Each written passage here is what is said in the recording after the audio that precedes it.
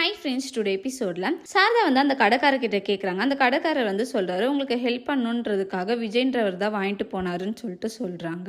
நீங்கள் எதுக்கு அவர்கிட்ட மொத்தமாக கொடுத்தீங்க, இதுக்கப்புறம் உங்களுக்கு எங்கள் அப்பளமே வராது அப்படின்னு சொல்லிட்டு சாரதா அந்த பிளேஸ்லேருந்து கோவமாக வந்துடுறாங்க. கங்காவும் பாட்டியும் என்னாச்சு, எங்கே போனீங்க அப்படின்னு சொல்லி கேட்குறாங்க.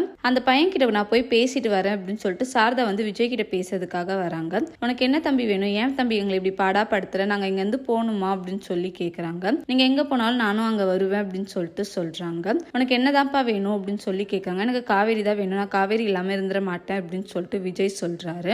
சாரதா அந்த பிளேஸ்ல இருந்து கோவமா வராங்க. காவேரி கிட்ட கேட்கறாங்க, அந்த பையன் கூட நீ வாழ போறியா, உனக்கு அந்த பையன் வேணுமா இல்ல நான் வேணுமா அப்படின்னு சொல்லி கேட்கறாங்க.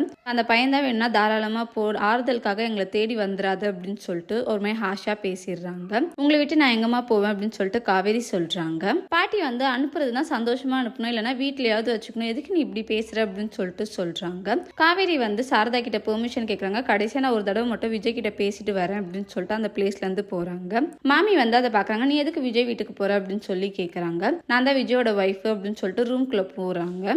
மாமியும் பின்னாடியே வந்துடுறாங்க.